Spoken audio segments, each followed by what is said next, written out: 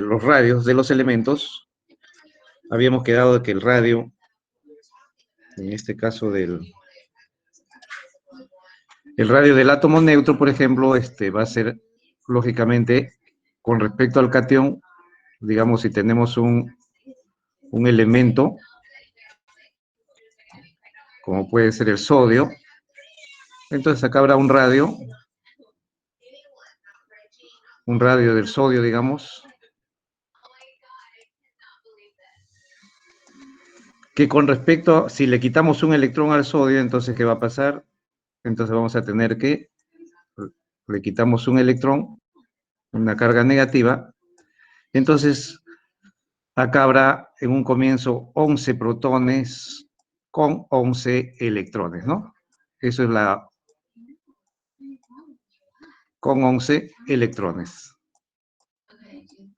11 cargas negativas. Esa es la fuerza coulombica que hay acá, ¿no? Entre protones y electrones, y eso va a generar un radio en el átomo. Pero si le quitamos un electrón, ahora, ¿qué va a pasar con la nube electrónica? La nube electrónica se va a contraer, ¿no? Se va a reducir casi a la mitad. ¿Por qué? Porque ahora vamos a tener un radio más pequeño, que sería el radio del sodio más, del catión sodio. ¿Y por qué se reduce la nube electrónica? ¿Por qué el radio disminuye con respecto al átomo neutro? Porque en este caso aumentó la fuerza nuclear de 11 protones que atraen con mayor intensidad a 10 electrones, pues, ¿no?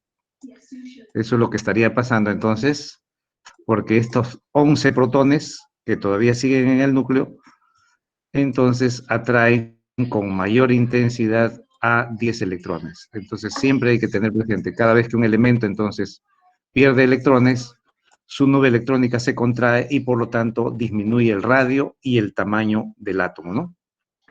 Profesor Daniel, Dime. ahí en la presentación hay que colocarle ocultar a ese dibujo que está inferiormente en la pantalla. Ahí está. Ya, correcto, correcto. Bien, entonces ahí tenemos eso. Entonces acá eso es lo que pasa con él cuando un átomo neutro pierde un electrón. Entonces el radio se contrae. Ahora, ¿qué pasa ahora si, por ejemplo, tenemos un átomo pequeño como el flúor? Es un átomo pequeño, ¿no? El flúor. Entonces acá habrá un radio del flúor. Y ese radio, el flúor, recuerden que es el elemento 9, entonces tiene 9 cargas positivas. ¿Está bien? 9 cargas positivas y 9 cargas negativas, ¿no? 9 negativas. Entonces, ahora, ¿qué pasa? Más bien, si como este es un elemento metálico, entonces acá, como es un elemento metálico, ya vayan haciéndose la idea del carácter metálico. Como elemento no metálico, entonces su tendencia natural es ganar electrones. Entonces, gana un electrón, y al ganar un electrón, entonces, ¿qué hacen los electrones que están ya dentro del átomo? Van a tratar de, como hay una nube electrónica que rodea el núcleo del flúor, entonces esos electrones van a repeler al electrón que entra de todas maneras, pero lo van a procurar alejar del núcleo atómico, ¿no? Entonces, por lo tanto, más bien el radio ahora va a casi duplicarse, ¿no? Tenemos el flúor menos, entonces ahí más bien el radio habrá aumentado. La nube electrónica más bien se expande por el efecto de la repulsión interelectrónica que hay y también por el hecho de que ahora 9 protones. Disculpen un momento.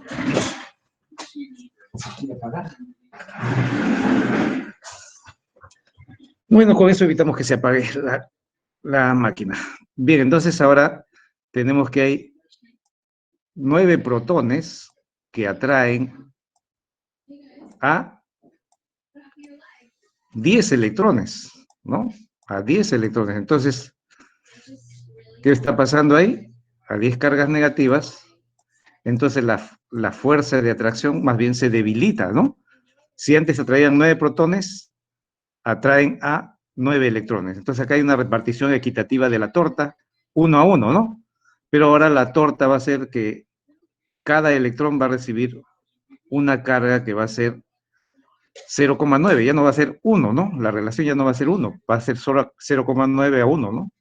Entonces, esta fuerza nuclear, al ser más débil, por la mayor cantidad de electrones, lógicamente va a hacer que el radio, más bien, aumente, ¿no?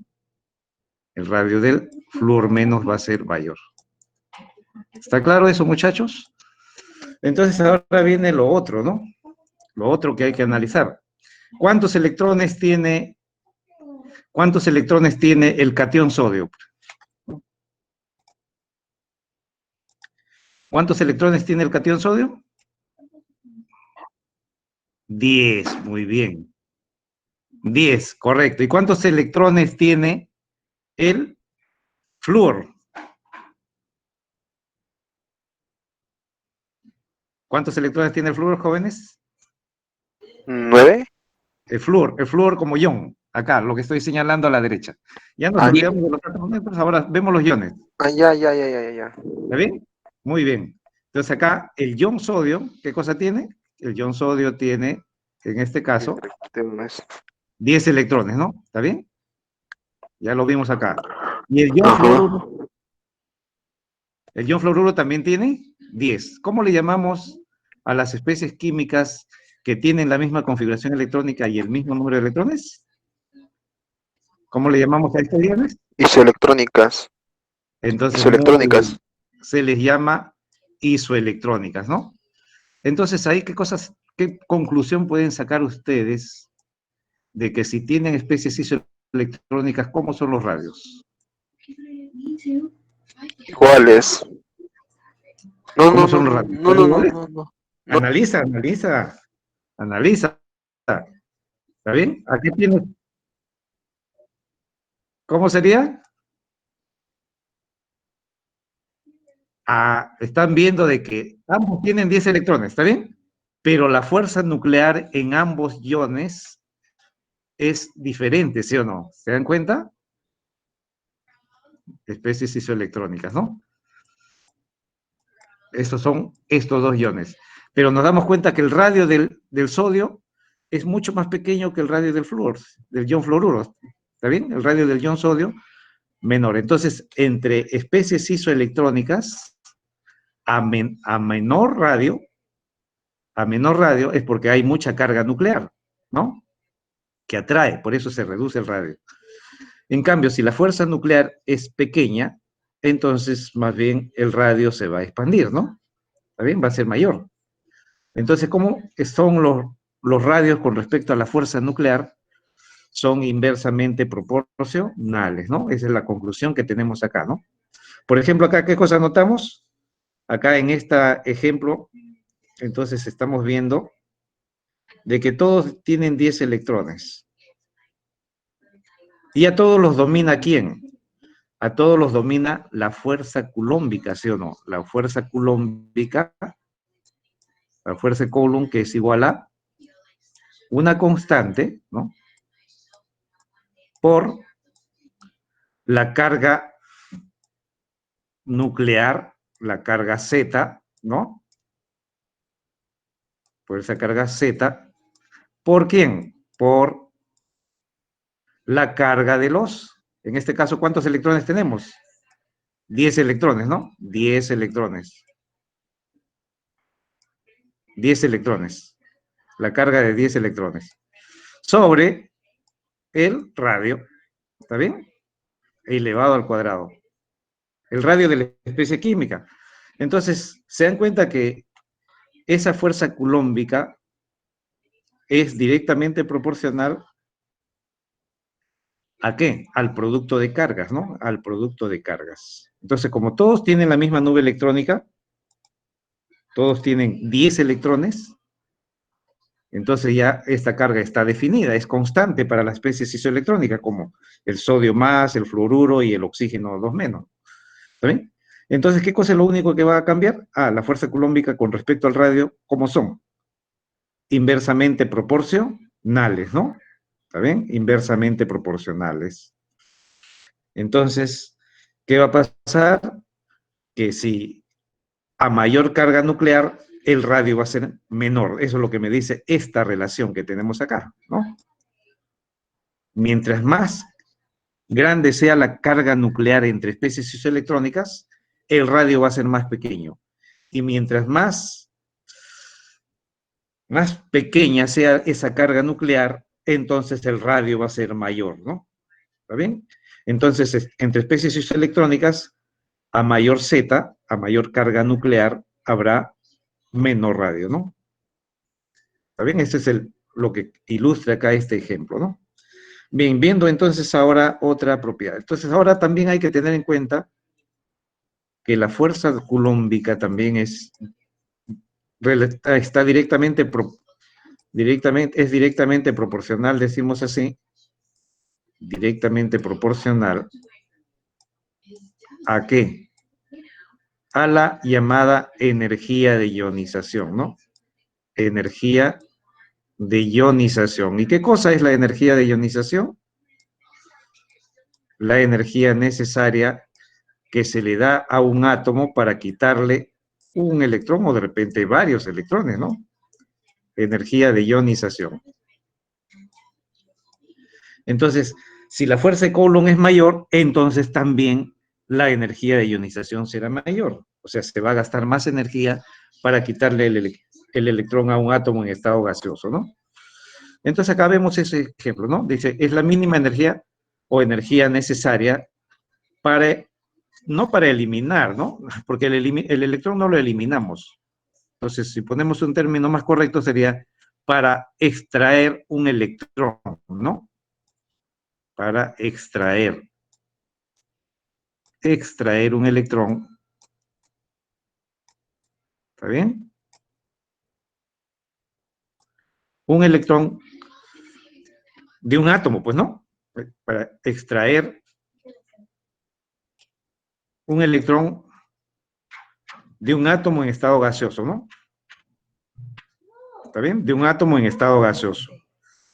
O sea, desde el estado basal de un átomo gaseoso para obtener un ion gaseoso también, ¿no? Entonces acá más o menos sería como quien dice, tengo un átomo gaseoso como el litio. Tengo el litio, que ya sabemos tiene 3 electrones, un solo electrón de valencia, en estado gaseoso, ¿está bien? En estado gaseoso, le damos una energía, entonces, ¿qué significa? Que la ionización para formar cationes es un proceso endotérmico, ¿no? Eso es lo que hay que tener presente. ¿Está bien? Más energía, eso nos va a dar, en este caso, el litio con su carga positiva en estado gaseoso, ¿no? Más el electrón que queda libre, ¿no? Que ahora el electrón ahora está en el infinito, ¿no? Libre de la influencia nuclear. ¿Y eso cuánto me vale? Ah, tiene un valor definido para cada átomo, ¿no? ¿Está bien? Acá vemos, por ejemplo, que el sodio tiene otra energía de ionización, va a pasar lo mismo, pero ¿qué cosa hay que entender respecto a esta energía de ionización? Si hablamos solamente de la primera, ¿no? Entonces, ¿qué cosas notamos acá? Que acá el litio tiene un electrón de valencia, un electrón, recuerden que es el 1s2, 2s2, ¿no?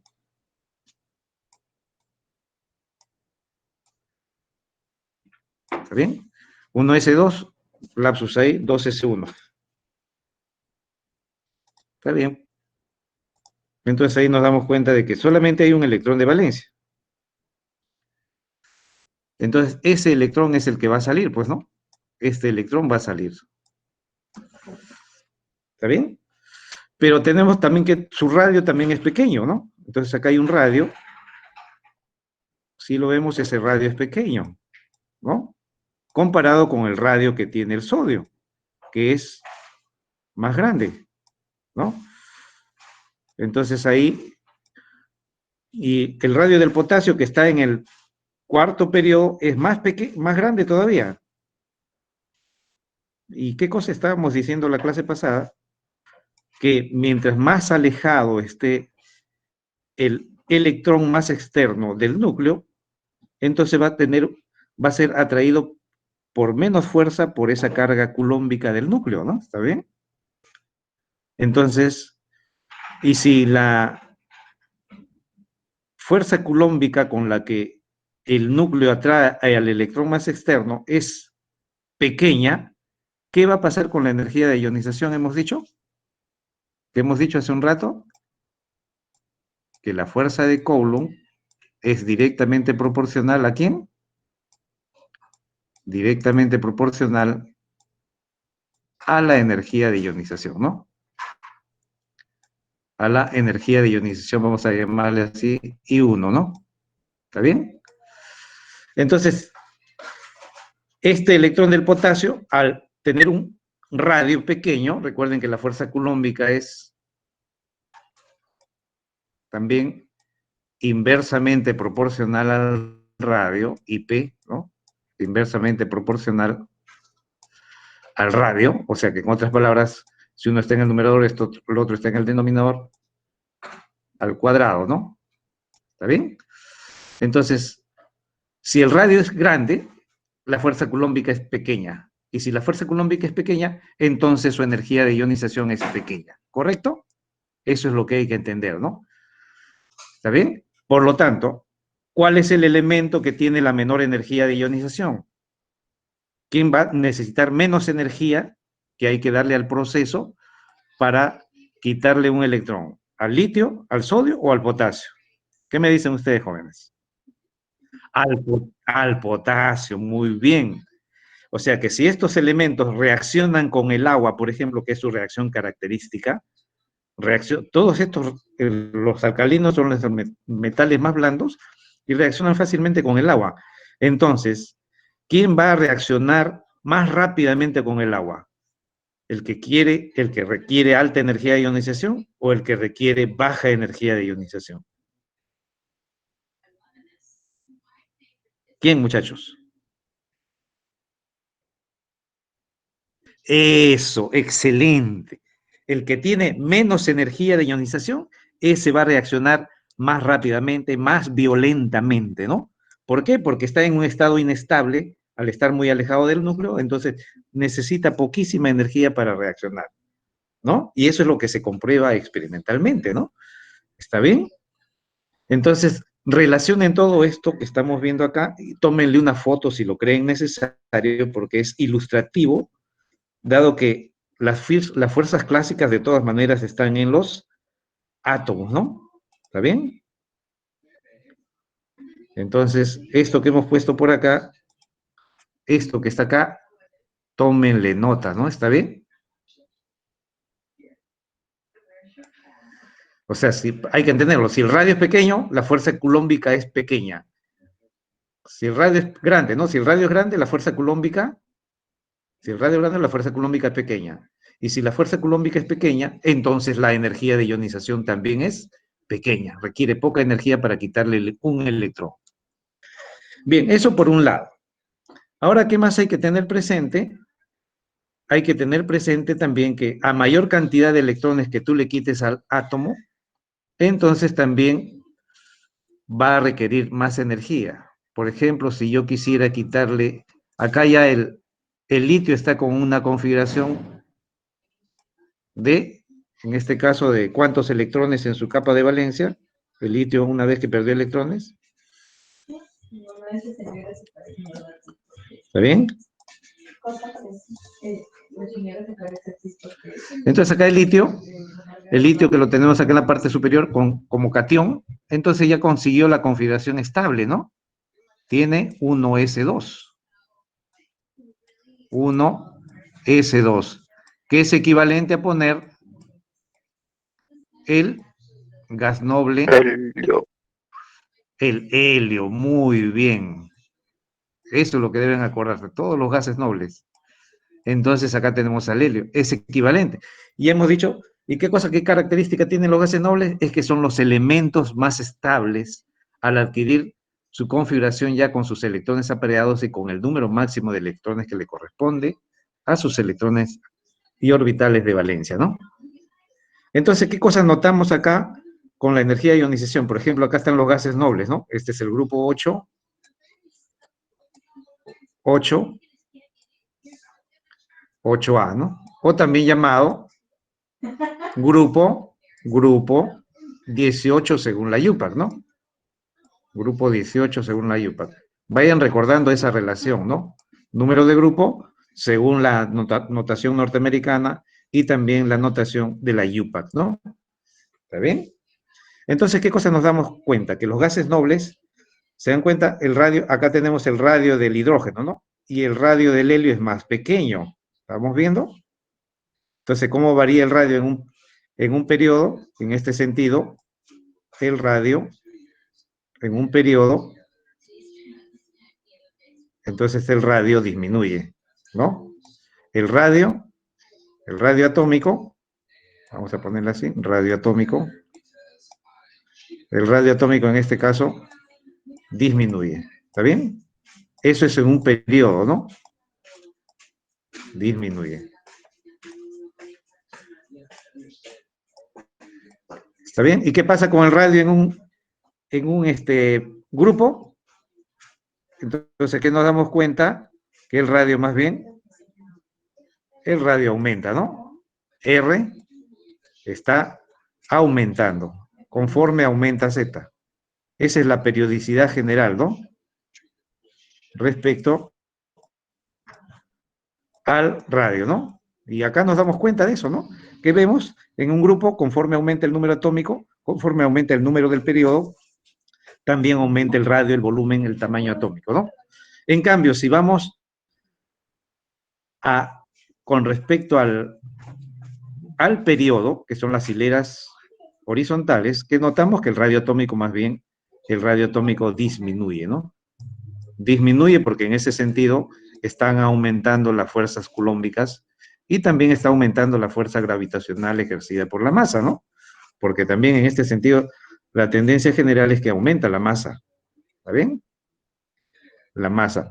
Entonces, doble efecto combinado, fuerza nuclear, fuerza gravitacional, hacen que el radio del flúor, por ejemplo, sea más pequeño, ¿no? Más pequeño que sus antecesores.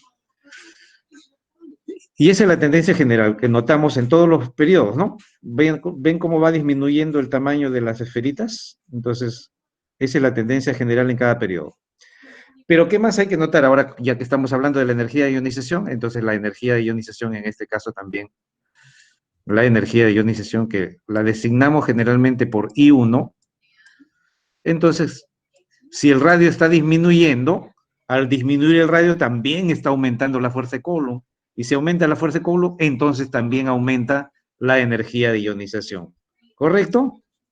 Entonces, de esta manera, también decimos en este sentido, de izquierda a derecha, aumenta, ¿no? Aumenta.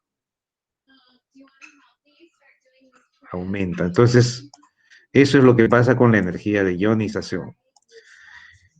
¿Y qué pasa en un grupo? ¿Cómo va la energía de ionización? Acá me dicen, lo están poniendo al contrario, ¿no? Pero, ¿cuál es la tendencia en la tabla periódica? Se ordenan en orden creciente del número atómico, en orden creciente del número atómico, en un periodo, en orden creciente del número atómico en un periodo. Entonces, analizando esa secuencia creciente, entonces, ¿qué pasaría con la energía de ionización al ir de arriba hacia abajo conforme aumenta Z? ¿Qué pasa con la energía de ionización? ¿Qué pasa con I1, jóvenes? Disminuye, ¿no? ¿Y por qué disminuye? Eso, ¿no? Aumenta el radio atómico, entonces al que está más alejado del núcleo, ese va a requerir menos energía para quitarle su electrón. Muy bien, excelente participación, jóvenes. Eso es bueno. ¿Está bien? Disminuye entonces. Y esas son las tendencias generales, ¿no? Ahora, ¿qué más hay que tener en cuenta?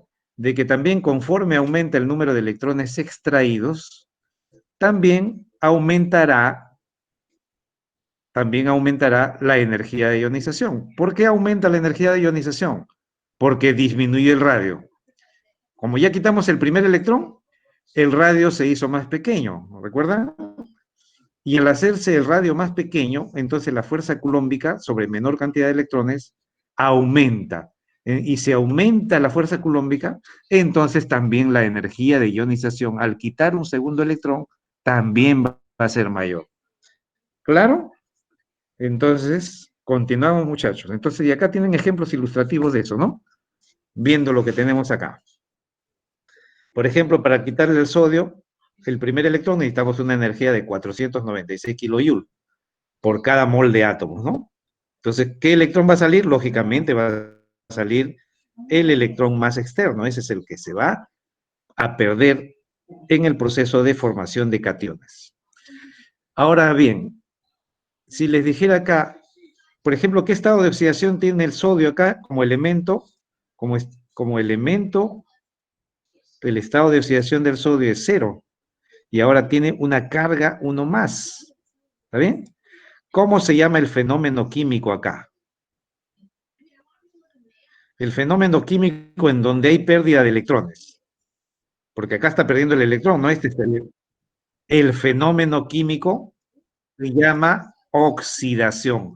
Muy bien. El fenómeno químico es la oxidación. ¿Está bien? El fenómeno químico es la oxidación. Y ahora, ¿cómo se llama la propiedad periódica involucrada o cuál es el nombre de la propiedad química involucrada en este fenómeno? ¿Cómo se llama? En este fenómeno de formación de cationes, ¿no? El fenómeno químico, la propiedad química, ¿cómo se llama? Entonces decimos, cada vez que se pierde electrones, ¿qué cosa? ¿Qué cosa estamos utilizando? Ah, entonces la propiedad química se llama energía de ionización, ¿no? Eso es lo que les decía, que ustedes deben saber relacionar propiedad y fenómeno. Entonces acá sería la energía de ionización, ¿no? Eso es lo que hay que tener en cuenta. Entonces, cuando se trata de formar cationes, el fenómeno químico se llama oxidación y la propiedad química involucrada se llama energía de ionización. Tengan aquí en cuenta con ese tipo de preguntas que no las han hecho, pero yo sí las hago en la universidad, ¿no? Pero no faltará alguien que de repente lo hace también a nivel del preuniversitario o en la oficina central de admisión. Por eso hay que tener claro de lo que significa saber de qué propiedad química estás hablando y de qué fenómeno químico estás hablando, ¿no? Igual, cuando hablas de fenómenos físicos, hay que saber también las propiedades físicas, con qué tipo de fenómeno físico está relacionado, ¿no? Eso es ser observador y detallista. Ahora bien, entonces, ¿qué más tenemos? Por ejemplo, acá, el potasio, el sodio requiere, fíjense, 496 kilojoule. ¿Y el potasio cuánto requiere? Menos energía que el sodio, ¿no? ¿Está bien? Entonces acá vemos el potasio requiere esta energía que está acá, 419, mientras que el sodio requiere más. ¿Por qué requirió más el sodio? Porque su radio es menor, ¿no? Acá el radio es mayor. ¿Está bien?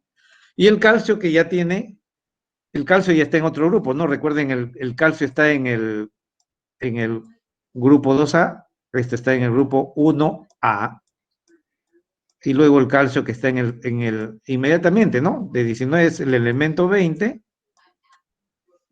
Entonces, ¿por qué la energía de ionización del calcio es menor? Entonces acá, esto está en el grupo 2A, pues, ¿no? ¿Y 2A qué significa? Que tiene un par de electrones, recuerden ya cómo se ubica grupo, un par de electrones en este caso, en S2, ¿no? Tiene dos electrones apareados, ¿no? Entonces, ¿por qué es mayor? Ambos están en el mismo grupo, ¿no? Porque este tiene su electrón en 4s1. 4s1. Y el otro lo tiene en 4s2. Ese es el 4s2, ¿no? Entonces, ¿por qué la energía de ionización del calcio es mayor que la del potasio si ambos se encuentran en el mismo periodo? Por dos razones, ¿no? Una de las razones. Ah, ¿por qué me dijo? ¿Por qué? No. Bueno, está bien. Está bien, eso de la estabilidad está bien, porque está su nivel semilleno o su nivel totalmente lleno es más estable que uno semilleno, ¿no? ¿Está bien? Entonces, eso es un factor. ¿Y el otro factor cuál es? ¿Qué pasa con el radio del potasio? El radio del potasio con respecto al radio del calcio.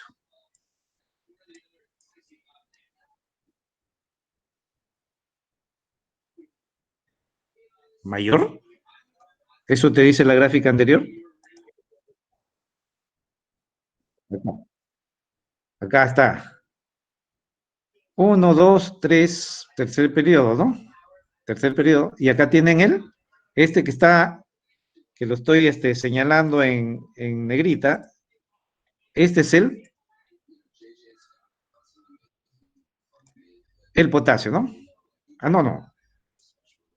Este es en el cuarto periodo, ¿no? Cuarto periodo. Estamos acá. El que está abajo. ¿Está bien? Ese es el radio del potasio. Este es potasio. Y el de acá es más pequeño. ¿Quién es? Ese es el calcio. ¿Está bien? ¿Ya lo vieron? ¿Sí, jóvenes? ¿Lo ven?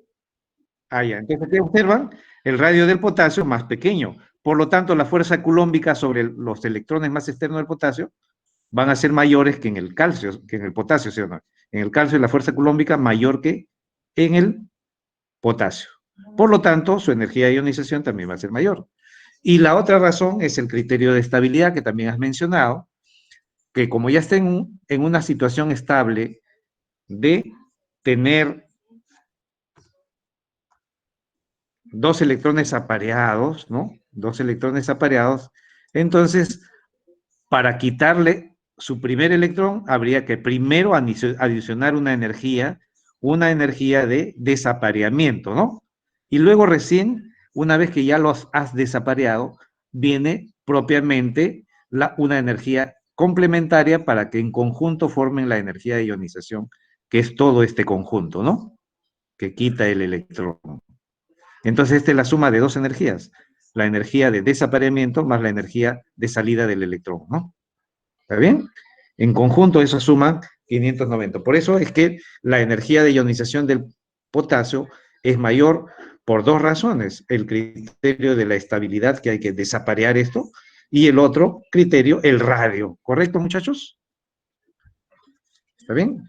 Entonces, esa energía de ionización va a ser mucho mayor conforme quitemos más electrones, ¿no? Por ejemplo, acá estamos viendo lo que hemos dicho. ¿Está bien? Esta diapositiva ya ilustra lo que estamos diciendo, ¿no? Que conforme se quitan mayor cantidad de electrones, entonces la energía de ionización va a ser mayor, ¿no? ¿Por qué? Porque acá, ¿por qué aumentó la energía de ionización? O sea, si consideramos este caso del magnesio, la segunda energía de ionización vale 1500, 1451. ¿Por qué aumentó la energía de ionización al quitar el segundo electrón? Porque acá ahora hay 11 electrones, ¿no? 11 electrones y en este caso 12 protones, ¿no? En el caso del magnesio, ¿no? 12 protones que atraen. Y acá en el primer caso, ¿qué cosa era? Era 12 protones que atraen a 12 electrones. ¿Está bien? A 12 electrones. Entonces acá la repartición es 1 a 1, ¿no? En cambio acá, cada electrón va a recibir una mayor torta nuclear, ¿no? ¿Por qué? Porque es atraído con más fuerza.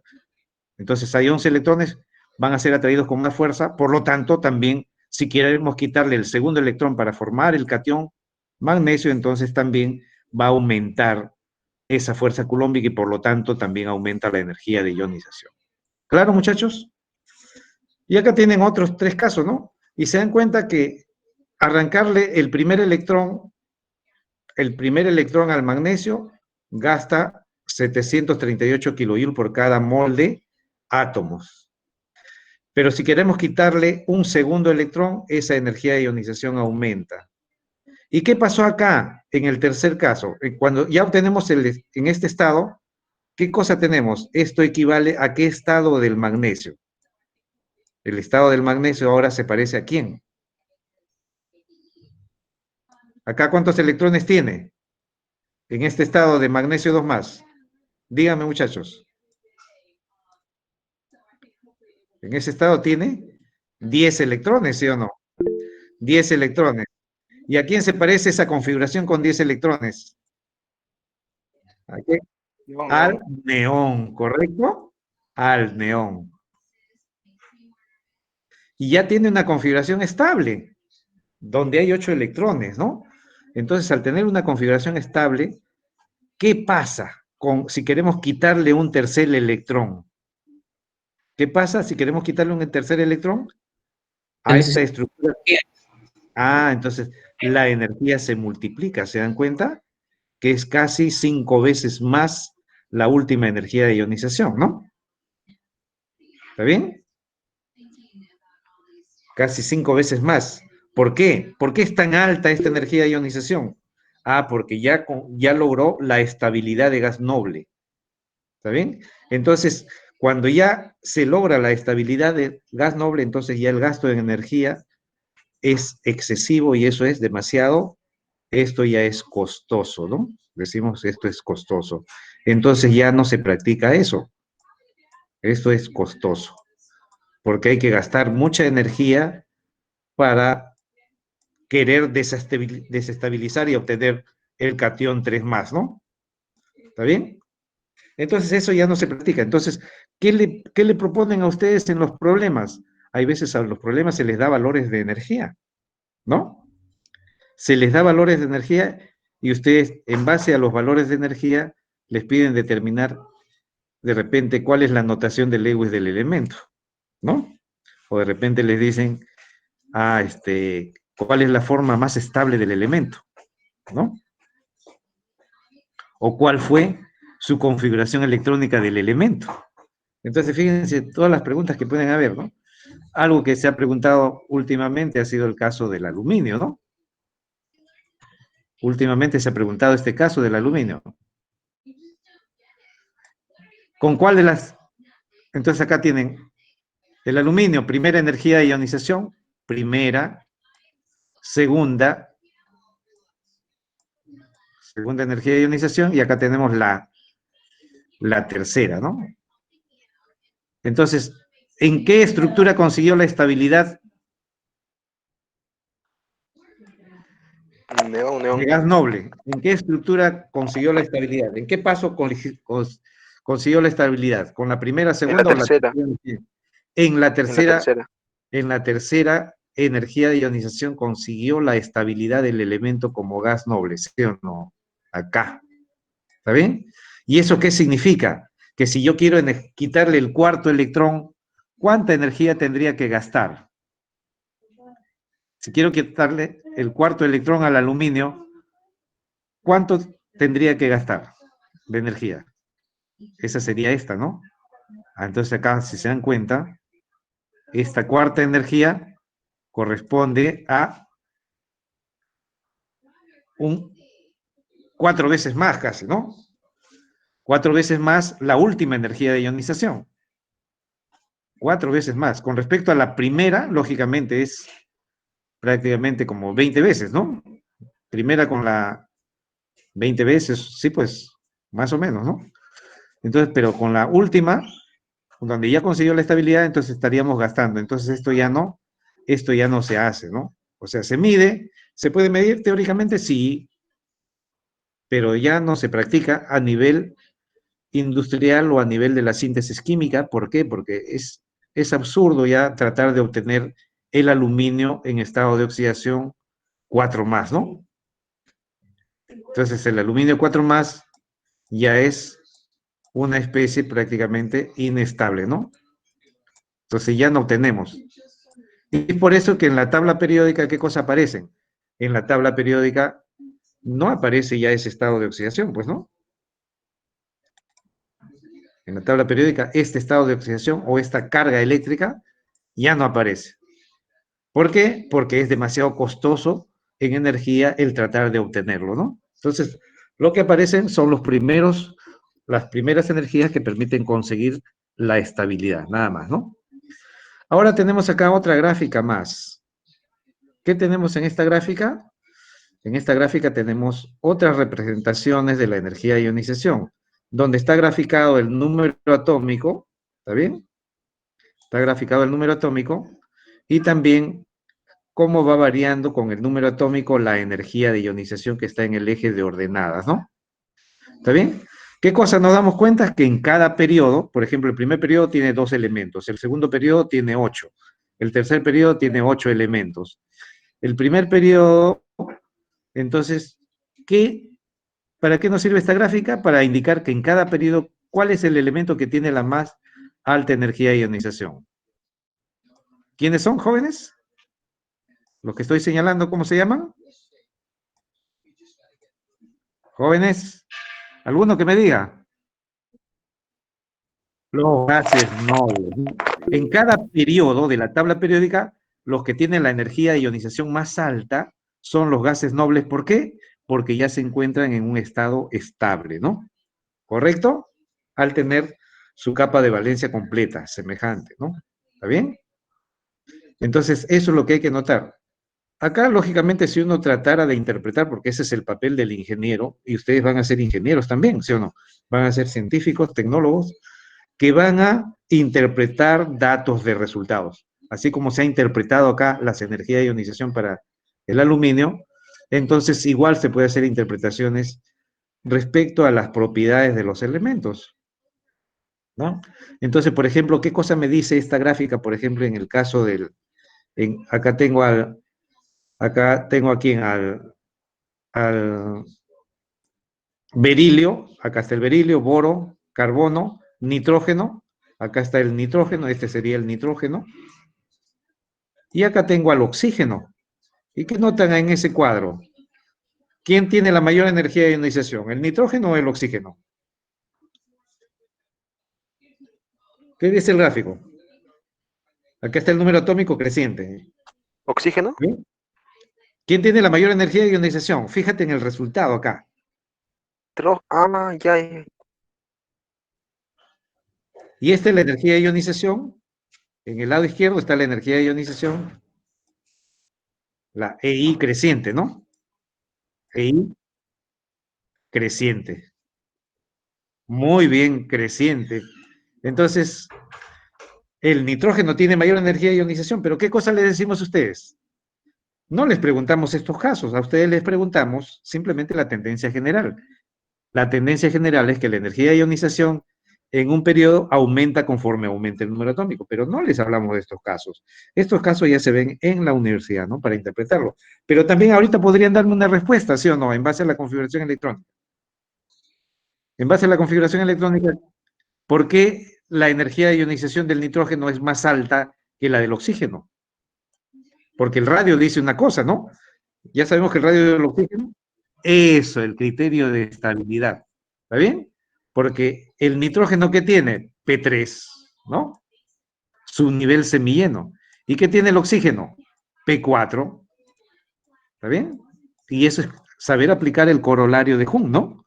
Que dice que los niveles semillenos son más estables que aquellos que no cumplen esa condición. Y por lo tanto, entonces, ¿qué va a pasar?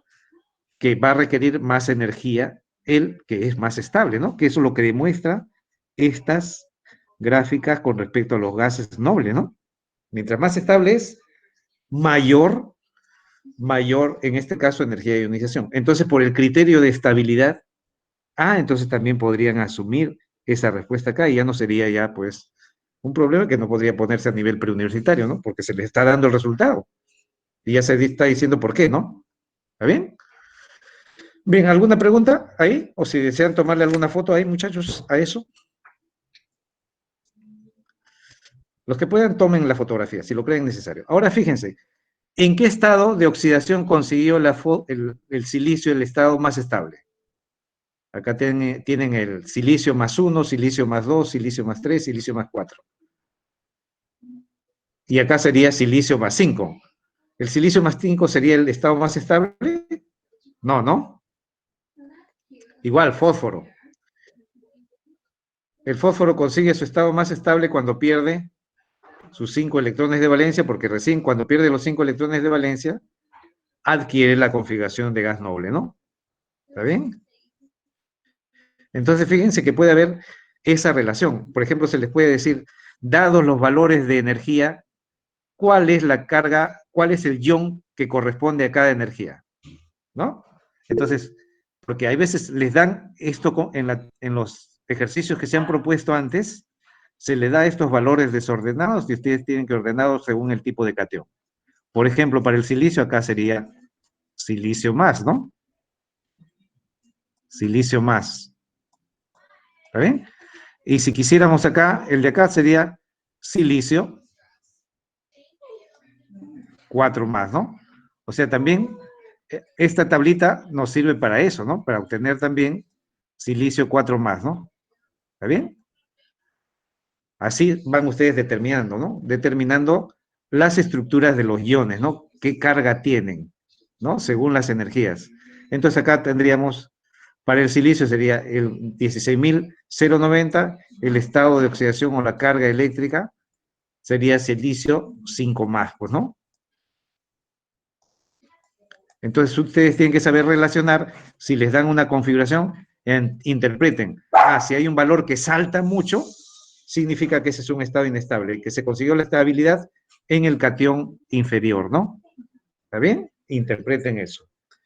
Entonces, cambiando ahora, sí, a otra propiedad, ¿no? La afinidad electrónica. La afinidad electrónica, entonces, tiene que ver con el proceso de reducción. El fenómeno químico se llama reducción. ¿Está bien? Entonces, cuando tenemos aquí el elemento en estado gaseoso, ¿está bien? Está en estado de oxidación o carga eléctrica cero, y ahora estás pasando acá a estado de oxidación o carga 1 menos. ¿Por qué? Porque ganó este electrón. Entonces, el fenómeno químico acá involucrado, cada vez que se forma un anión gaseoso a partir de su átomo neutro gaseoso, el fenómeno químico, ¿cómo se llama, jóvenes? Cada vez que una especie química gana un electrón, Reducción. eso se llama, muy bien, se llama reducción. ¿Está bien? La reducción. Y la propiedad química involucrada, entonces la propiedad química, ¿cómo se llama? Eso, ¿no? La afinidad electrónica. Excelente, jóvenes. La afinidad electrónica. Siempre deben relacionar fenómeno y propiedad, ¿no? Uno con otro. ¿Está bien? La reducción relacionada al fenómeno químico o propiedad química llamada afinidad electrónica. ¿Está bien? Entonces, ahora, ¿qué más hay que tener en cuenta? Entonces, ¿cómo se define la afinidad electrónica? La energía involucrada cuando un átomo neutro gaseoso acepta o gana un electrón. ¿Por qué se dice acepta o gana? Porque a veces hay que forzarlo al elemento a que lo acepte, ¿no? Al electrón, para formar el anión correspondiente. Entonces, para los no metales, los no metales, ¿cuál es su tendencia? La tendencia de un no metal es ganar electrones. Son agentes oxidantes, ¿no? Entonces decimos, si está ganando electrón, entonces si está ganando electrón, es un agente oxidante. En otras palabras, tiene poder oxidante, ¿no? Le llamamos agente oxidante, ¿no? ¿Está bien?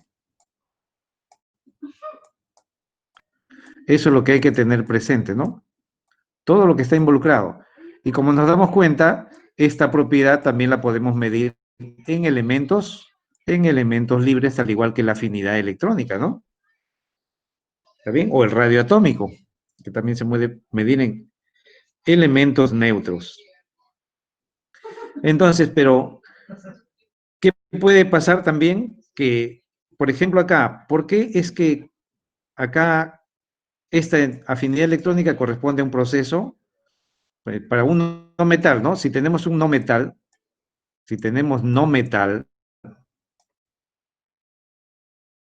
entonces no metales, su tendencia es ganar electrones, ¿no? Eso es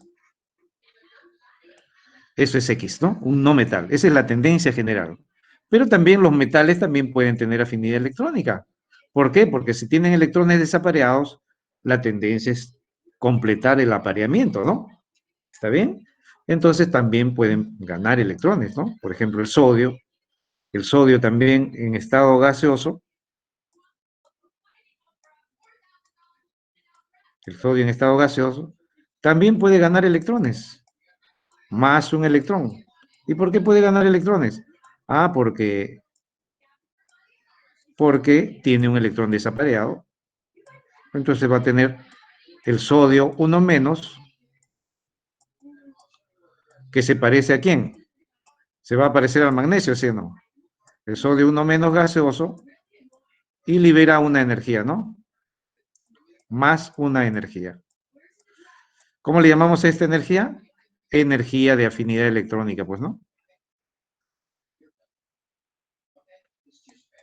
Energía de afinidad electrónica. ¿Está bien? Y el proceso también es exotérmico, ¿no? Libera energía. Libera energía de modo semejante a la primera ganancia del electrón que tiene el oxígeno, ¿no? Por ejemplo, acá, ganó.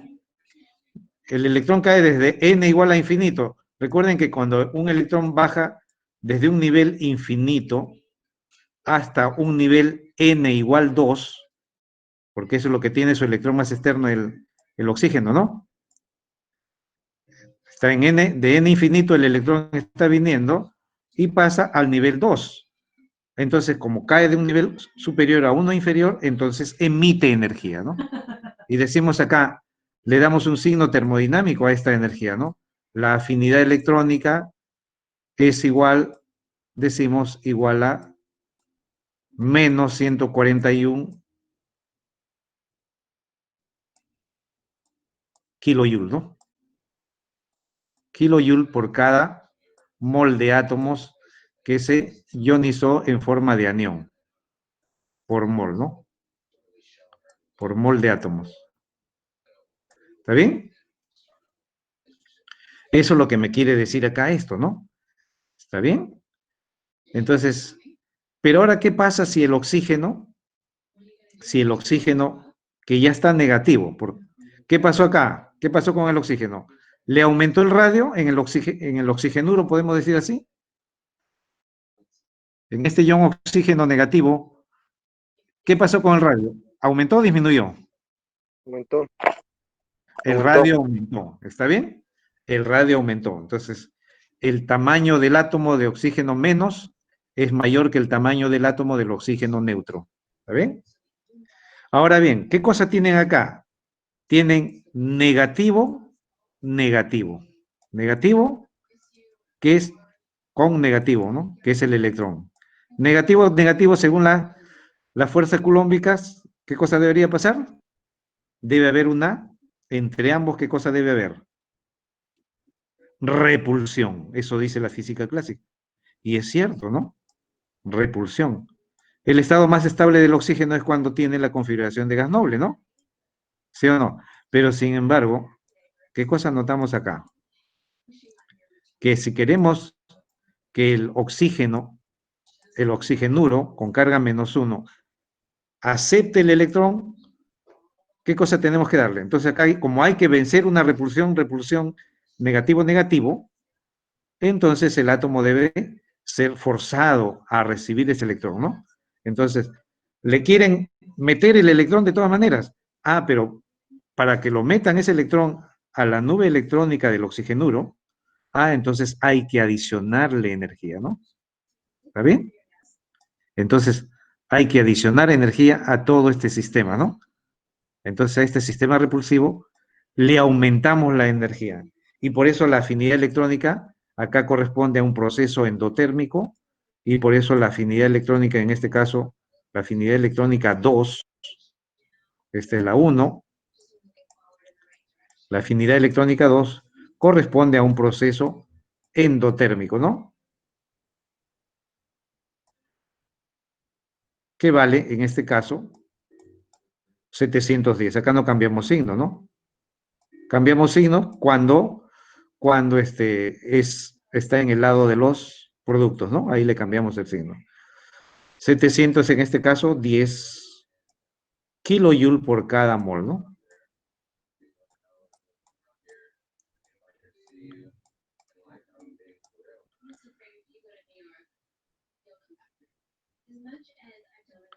¿Está bien? Y si hubiera un tercer electrón, la energía va a ser mucho más alta todavía, pues, ¿no? ¿Está bien? La energía va a ser mucho más alta.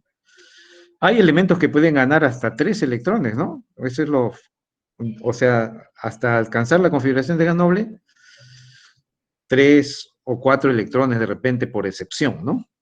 ¿Está bien? Dice, acá con respecto a la afinidad electrónica, dice, a mayor energía liberada, mayor será la energía de afinidad electrónica, ¿no? ¿Está bien? A mayor energía liberada, mayor será la afinidad electrónica.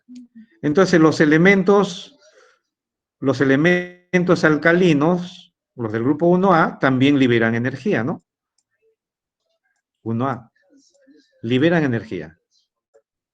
Ahora, si yo les digo una pregunta para ustedes, ¿está bien? Y si tengo el berilio, ¿cómo será su proceso de afinidad electrónica? ¿Endotérmico o exotérmico? Ya hemos visto que en el caso de los metales alcalinos, que tienen NS1 en la capa de valencia, pueden todavía aceptar, ¿no? Entonces acá, en cambio, el berilio, ¿qué cosa está? Está en el NS2. Entonces, fíjense, ese tipo de preguntas también se puede hacer, ¿no? ¿Qué tipo de proceso tendrá tal o cual elemento? ¿Endotérmico o exotérmico? Acá, elemento gaseoso. Entonces, ya está, ¿en qué estado se encuentra?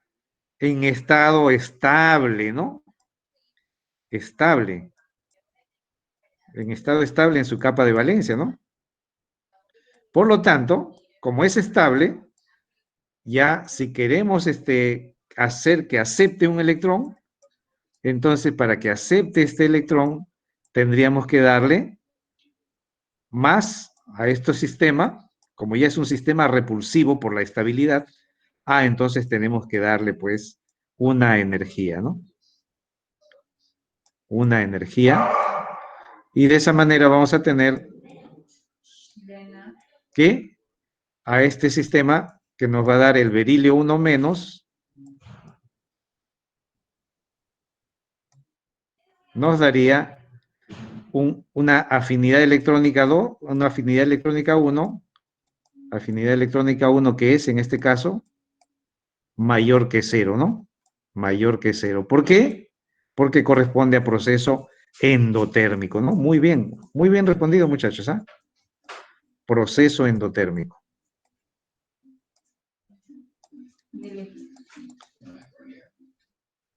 ¿Está bien?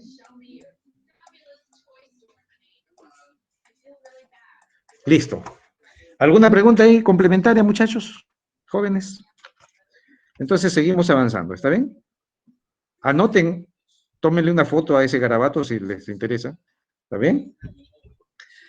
¿Está bien, muchachos? Entonces, para entender lo que significa que hay varios tipos, entonces la afinidad electrónica, por eso se dice, es la energía involucrada, ¿no? Es la energía involucrada cuando un átomo gaseoso neutro acepta uno o más electrones, ¿no? En conclusión, si un elemento puede, hasta conseguir la estabilidad, puede aceptar hasta 3 electrones, entonces solamente el primer proceso de afinidad electrónica es exotérmico. Y los que siguen son endotérmicos, ¿no? Que requieren energía adicional para que se acepte el segundo o el tercer electrón, si fuera el caso. ¿Está bien? Esa es la conclusión de esta parte. Entonces la afinidad electrónica puede tener valores negativos, pero mientras más energía se libere, entonces esa afinidad electrónica va a ser mayor, ¿no? Entonces, ¿qué cosa se tabula en la tabla periódica? La primera energía de afinidad electrónica, ¿no? ¿Está bien? La primera energía de afinidad electrónica. ¿Está bien? Entonces, acá vemos el azufre para que acepte un electrón, libera 200 kilojoules. Es elemento no metálico. ¿Por qué libera? Porque tiene electrones desapareados, ¿no? ¿Está bien? Que buscan estabilizarse. El cloro también tiene un electrón desapareado. Acepta un electrón que viene del infinito, liberando 349 kilojoules. ¿Está bien? Entonces, ¿qué elemento tiene mayor afinidad electrónica? ¿El azufre, elemento 16, o el cloro, elemento 17? ¿Qué nos damos cuenta ahí? ¿Quién tiene mayor afinidad electrónica? El cloro, ¿no? El cloro tiene mayor afinidad electrónica porque libera más energía al aceptar el primer electrón. ¿Está bien? Y de esa manera adquiere una configuración estable de gas noble también, ¿no?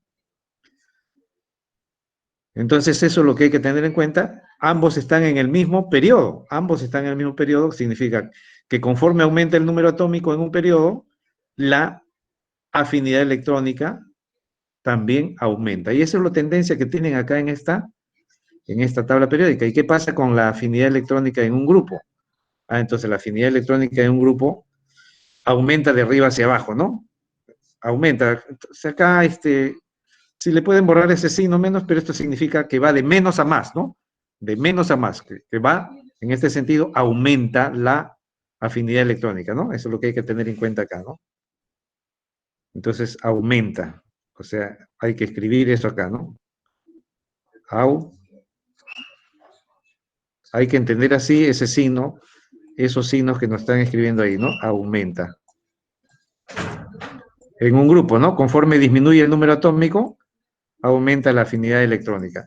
Conforme aumenta el número atómico en un periodo, la afinidad electrónica también aumenta, ¿no? ¿Está bien? ¿Está bien? Eso es lo que hay que tener claro acá con respecto a este signo, ¿no? Que están poniendo acá un menos y un más. Va de menos, o sea, de menos o de pequeño a máximo, ¿no? De pequeño a máximo. Va de menos a más. Aumenta la afinidad electrónica, es lo que hay que entender en ese cuadro. ¿Está bien? 7A. Ya este ya es una cuestión de tipo experimental, ¿no?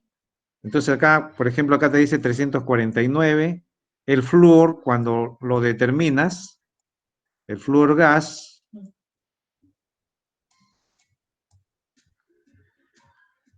el flúor gas tiene menos, cuando gana un electrón,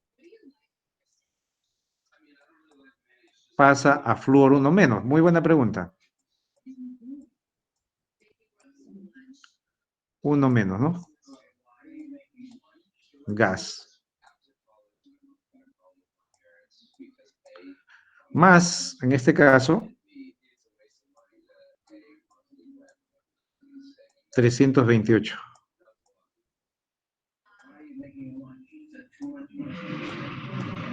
Kilojoule por cada mol, ¿no?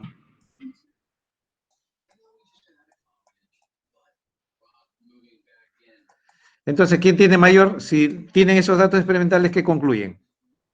¿Quién es mayor? ¿La afinidad electrónica del flúor o la del cloro? El cloro es más, tiene mayor afinidad electrónica que el flúor, ¿no? Ahora, ¿y por qué? ¿Por qué creen que la del flúor es menor? ¿Por qué es menor?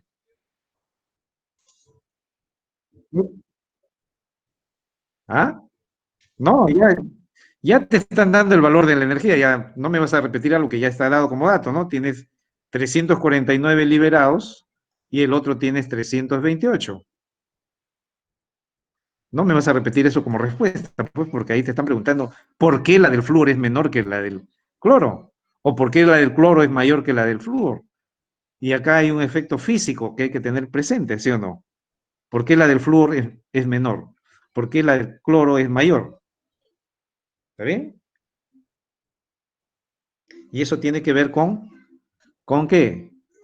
Con las densidades electrónicas. ¿Dónde es mayor la densidad electrónica? ¿En el flúor o en el cloro? Alrededor del núcleo. ¿Y qué se entiende por densidad electrónica? la carga distribuida en toda una masa, ¿no? ¿Dónde es mayor la densidad electrónica? ¿En el cloro? ¿De qué depende la densidad, electrónica? Habíamos visto ya en teoría atómica la función de distribución de probabilidad, ¿sí o no? O la función de densidad electrónica, ¿no? El psi cuadrado. ¿Se acuerdan? Ah, ahí está la respuesta. La respuesta, la respuesta está en esa gráfica, que tiene que ver con la densidad electrónica. Entonces, ¿quién tiene mayor densidad electrónica, el cloro o el flúor?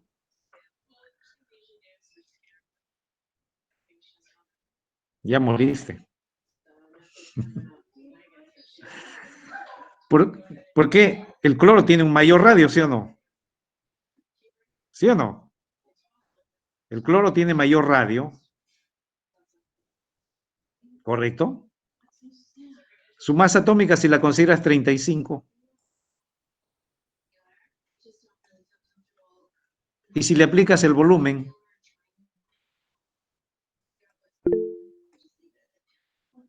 ¿4/3 de cuánto? 4/3 de pi r cubo, ¿no?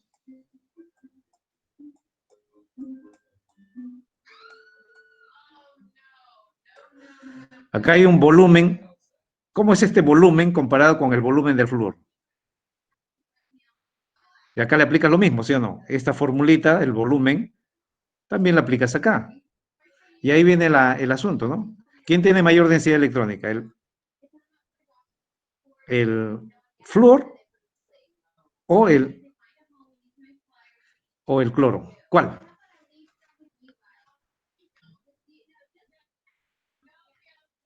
El volumen atómico va a ser mayor, ¿sí o no? En el volumen atómico es lógico que el cloro va a ser mayor, porque también en un periodo, conforme aumenta el periodo, aumenta el volumen, ¿sí o no? Pero la densidad, ¿qué pasó con el radio acá del flúor respecto al cloro? El radio es más pequeño, ¿sí o no? ¿Está bien? El radio es más pequeño. Y le aplicas esto, ese volumen, va a tener una alta densidad de carga, por ser más pequeño, alta densidad de carga. Pequeño y de alta densidad de carga. ¿Qué significa? Que estos electrones están en un estado más estable o menos estable que los electrones de la nube electrónica del cloro. Y ahí tiene la respuesta, ¿no? ¿Por qué el flúor, si bien lo acepta el electrón, pero libera menos energía por estar en un estado de alta densidad electrónica, ¿no? Con respecto al cloro, esto al tener menor densidad electrónica, entonces va a aceptar más fácilmente el electrón y va a liberar más energía. Entonces acá esto lo va a aceptar, pero con dificultad, porque se estaría manifestando acá, en esa alta densidad electrónica, un efecto de repulsión. Un efecto de repulsión. Claro, muchachos, entonces, viendo otra, la electronegatividad, para acabar estas propiedades. Entonces, la electronegatividad, ¿qué cosa es? Nos dice acá, es la fuerza de atracción con la que el núcleo atómico de un átomo atrae a los electrones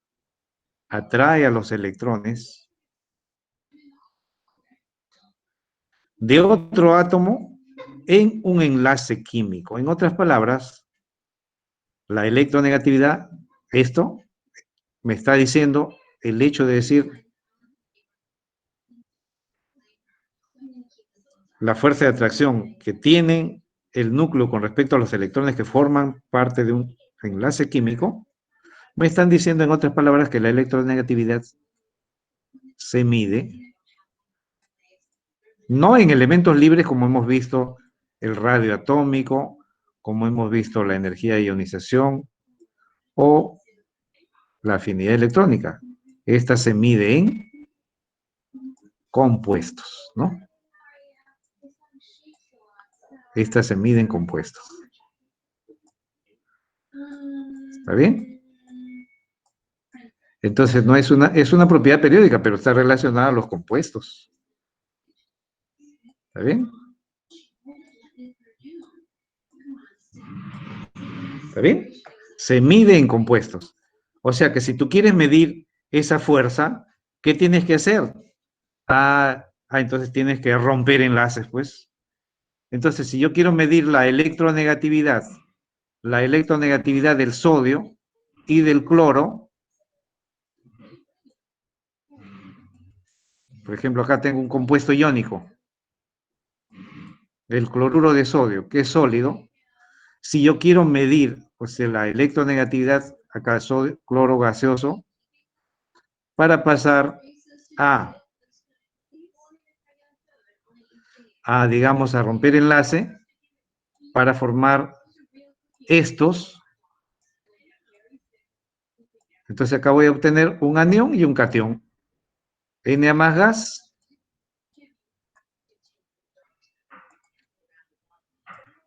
y Cl gas.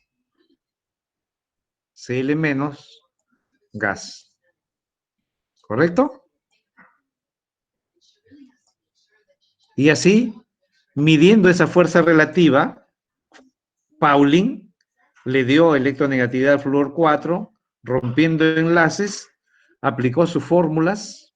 Bueno, esas fórmulas las conoce él, ¿está bien? Pero aquí a nosotros nos interesan los resultados. Entonces, ¿quién se quedó con el par de electrones? Para romper este enlace, entonces acá aplicamos una energía, ¿no? ¿Cómo se llama esa energía? Energía de electronegatividad, ¿no? Energía de electronegatividad. De En, ¿no? También a veces en vez de En utilizan el símbolo. Esto es lo que significa esta chi acá, significa electronegatividad, ¿no? ¿Está bien? Entonces, ¿qué cosa tenemos acá? ¿Cómo se llama el fenómeno químico que está involucrado acá en la ruptura de enlaces? Entonces, de aquí para acá hay ruptura de enlaces. Entonces, al pasar de aquí para acá a estos estados, el fenómeno químico se llama, ¿cómo se llama el fenómeno químico? El fenómeno químico se llama disociación. ¿Está bien? El fenómeno químico se llama disociación, ¿correcto? ¿Y la propiedad química involucrada, cómo se llama, jóvenes, entonces? Jóvenes.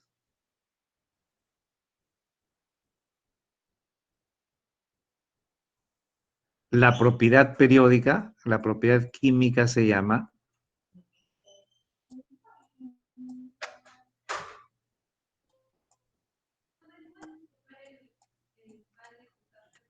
¿está bien? Entonces, cada vez que hay ruptura de enlaces, el fenómeno químico es la disociación, porque alguien se quedó con los electrones. El sodio no se quedó. El que se quedó con el par de electrones fue el cloruro. Y por eso la electronegatividad, los valores de electronegatividad de Pauling fueron para el sodio 0,9 y para el flúor, para el cloro, disculpen, fue 3,0, ¿no? 3,0. ¿Está bien?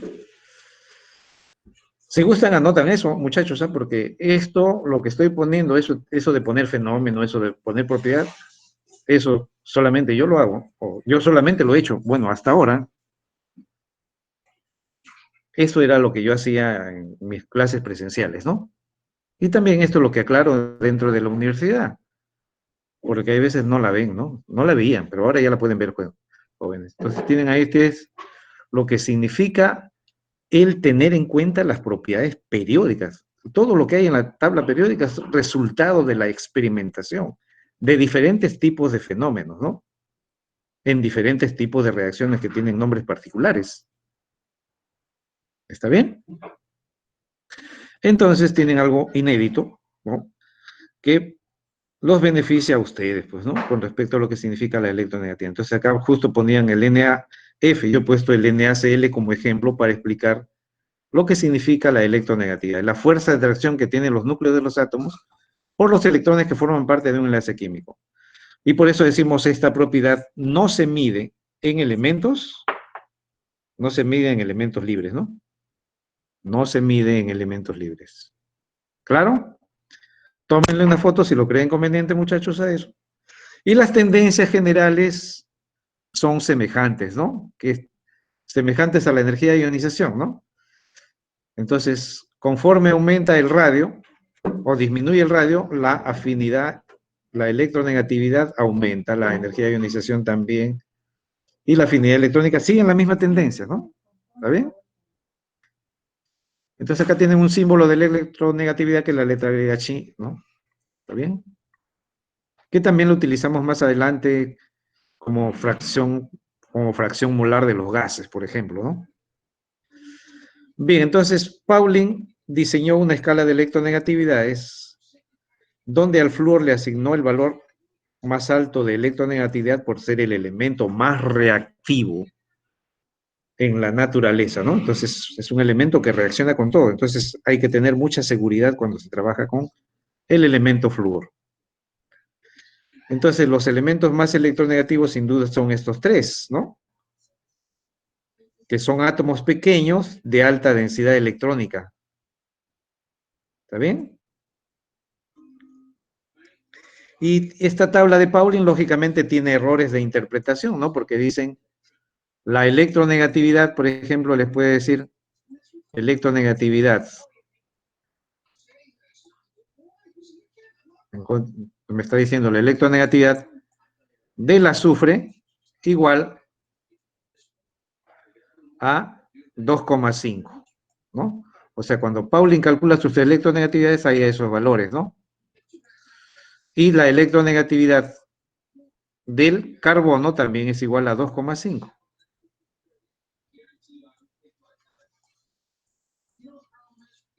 Y les hago a ustedes una pregunta. ¿Realmente es así? Si les preguntara a ustedes como pregunta para que ustedes investiguen, ¿está bien? Realmente, ¿cuál de los dos elementos es más electronegativo si tenemos en cuenta esta definición? La definición que está acá. Si tenemos en cuenta esta definición, entonces hallaremos la respuesta correcta. ¿Cuál de los dos es más electronegativo? ¿Está bien? Entonces, Pauling asignó al flúor el valor más alto de electronegatividad y luego, ya midiendo energías de disociación de enlace, entonces determinó las electronegatividades de los otros elementos. Y es por eso que, debido a esa arbitrariedad de establecer ese valor más alto de electronegatividad al flúor, es que aparecen estos errores, pues, ¿no? De la tabla de electronegatividades de Pauling, ¿no? ¿Está bien? Entonces les dejo como tarea, averigüen, pues, ¿no? ¿Qué elemento realmente es más electronegativo? ¿El carbono o el azufre? Y así hay varias electronegatividades, ¿no? Por ejemplo, tienen ahí electronegatividad también del, por ejemplo, tienen ahí el cloro, que tiene 3, y el nitrógeno, que también tiene 3. Y ahí les doy ya también otro ejemplo para que tengan mayor claridad, ¿no? De repente con este otro dato ya encuentran la respuesta, pues, ¿no? ¿Está bien? El azufre es más electronegativo. El azufre. Y fíjense, acá tienen un dato más.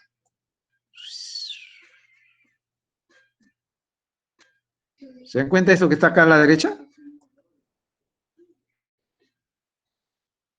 El radio atómico y la electronegatividad son inversos. ¿Está bien? Son inversos. ¿Qué significa? Que si el radio atómico es más pequeño,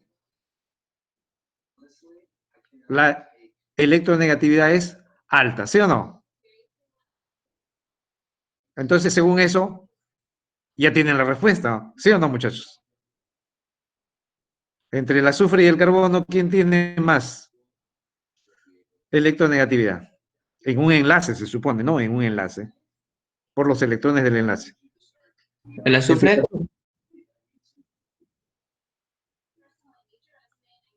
¿Entendiste esto que dice R radioatómico inverso a la electronegatividad? ¿Entendieron eso?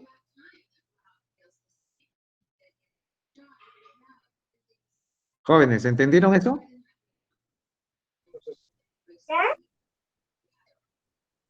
¿Lo entendieron o no lo entendieron? ¿Qué significa inverso? Que si el radio atómico es grande, la electronegatividad es pequeña. Si el radio atómico es pequeño, la electronegatividad es alto. Ahora, nuevamente, ¿cuál es la respuesta?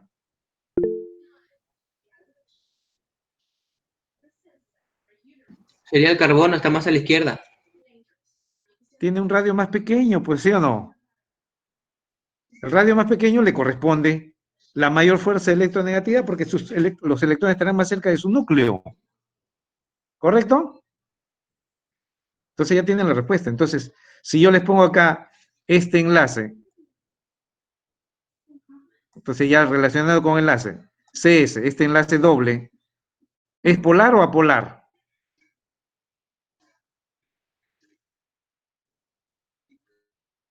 Polar, pues, ¿no? No podemos decir porque la diferencia de electronegatividad sale igual a cero,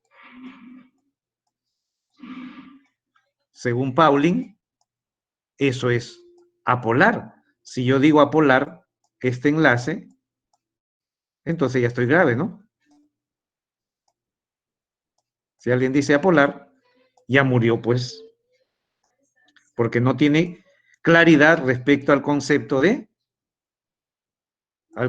lo que significa la electronegatividad y cómo se interpreta. ¿Está bien?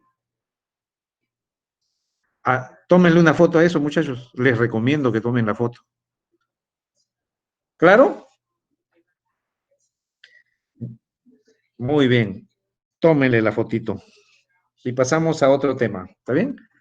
Entonces, la tendencia general de la variación de la electronegatividad sigue la misma tendencia de la energía de ionización, de la afinidad electrónica. ¿Está bien? La misma tendencia, ¿no? Entonces, lo que les cambian hay veces el sentido de las flechas. Bien, entonces creo que, ¿cuánto tiempo nos queda? Nos queda 10 minutos, ¿no? ¿Todavía?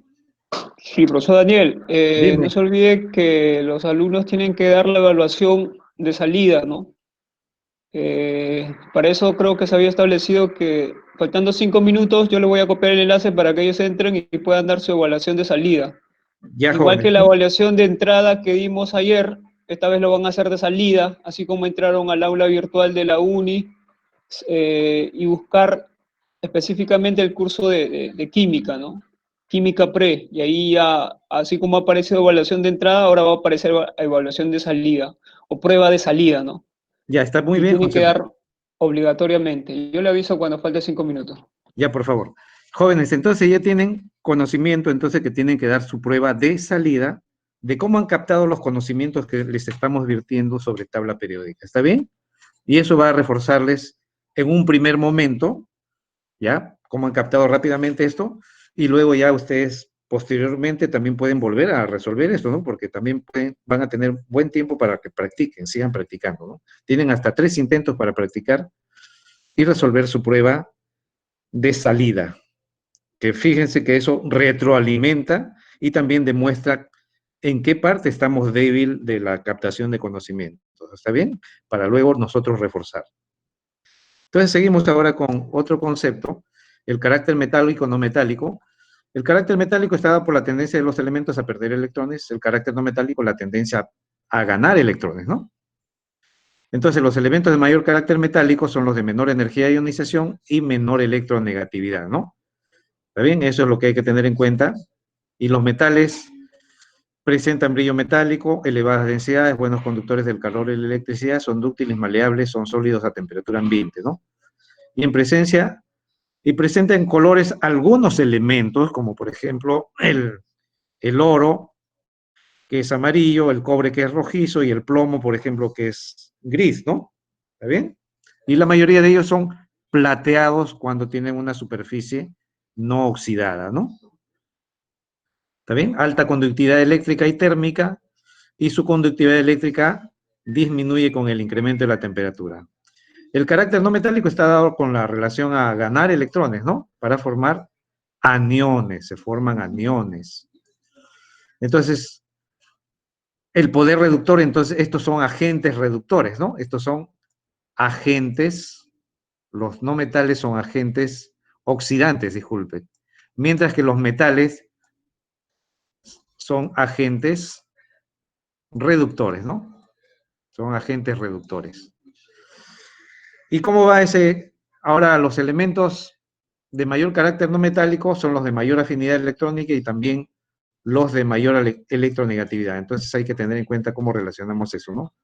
Los no metales presentan colores variados, son malos conductores del calor y la electricidad, bajas densidades, al estado sólido son frágiles y quebradizos, ¿no?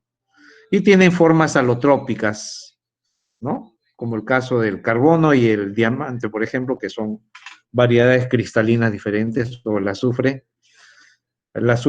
ortorrómbico con el azufre monoclínico, o también de repente el fósforo blanco y el fósforo rojo, ¿no? Formas alotrópicas.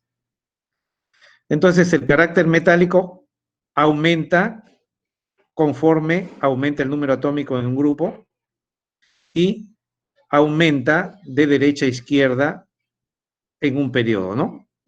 Igual pasa con el carácter no metálico, aumenta de izquierda a derecha en un periodo y aumenta de abajo hacia arriba en un grupo, ¿no? ¿Está bien? Entonces, reforzar esta parte. Y luego la otra parte que hay que tener presente con los estados de oxidación. En los estados de oxidación, entonces, hay una relación entre el número. ¿Qué cosa es el estado de oxidación? Una carga eléctrica aparente, ¿no? Una carga eléctrica aparente. Entonces, estos estados de oxidación se obtienen para elementos representativos nada más, hay que resaltar eso. Se aplican, entonces, hallamos el estado de oxidación máximo, es igual a más el número de grupo A, lógicamente, ¿está bien? Y el estado de oxidación mínimo, número de grupo -8. Entonces, la excepción es quiénes son. El máximo, el oxígeno y el flúor están exonerados acá, pues, ¿no? El oxígeno y flúor, ¿no? Son excepción, porque ellos no van a tener tendencia a tener carga positiva, porque la mayor tendencia es adquirir carga negativa por ser los más electronegativos cuando se quedan con los electrones del enlace. ¿Está bien? Y los metales no van a tener estado de oxidación negativo. ¿Por qué? Porque su tendencia más bien es formar cationes, ¿no? Entonces acá tienen ejemplos de aplicación.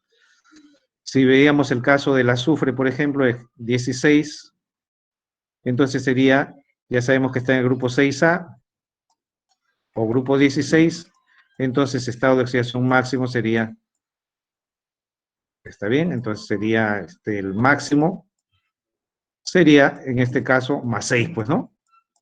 Más 6. Y el estado de oxidación mínimo, ya sería 6 menos 8, ¿no? ¿Está bien? El mínimo sería en este caso 6 menos 8, que nos daría menos 2, ¿no? Y ahí estaríamos quedando, jóvenes, en este tema, ¿no? Igual a menos 2. Hay que saber aplicar. Por eso es importante saber en qué grupo está el elemento, o de repente nos dan esto. A veces le dan, ustedes tienen que identificar qué grupo, o hay veces le dan la notación de Lewis y según eso aplican. ¿Está bien? Estados de oxidación máximo y mínimo, según lo que hemos hecho acá, ¿no? Entonces pasen a resolver su prueba de salida, jóvenes, con respecto a lo que es tabla periódica. ¿Está bien? Gracias, jóvenes. Sí, sí, profesor, ya a los alumnos ya le copié ahí en el chat el enlace donde tienen que entrar para ir al aula virtual de la CEPRE-UNI.